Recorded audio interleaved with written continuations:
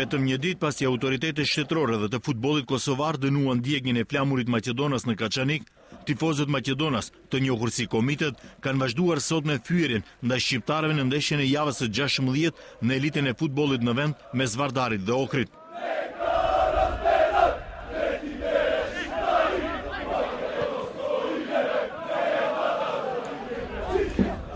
Fyerjet ndaj shqiptarëve u përshkallëzuan në ndeshjen miqësore të futbollit Maqedoni-Shqipëri, që luajt në Prilep më 15 nëntor.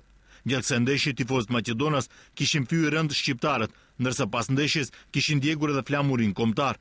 Fyerjet e këtilla nga tifozët Maqedonas tashmë janë shndruar në përditshmëri në çdo ndeshje sportive, pavarësisht nëse luajnë ose jo skuadra shqiptare.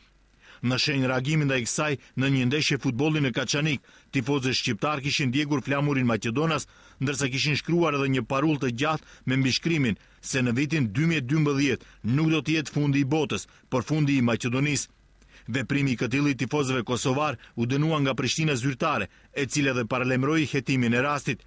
Reagime të shumta kishte edhe tek politikanët dhe mediat maqedonase, të cilat për rastin e fyerjes së shqiptarëve në ndeshjen miqësore me Shqipërinë në Prilep nuk kishin bërë asnjë reagim apo njoftim në media.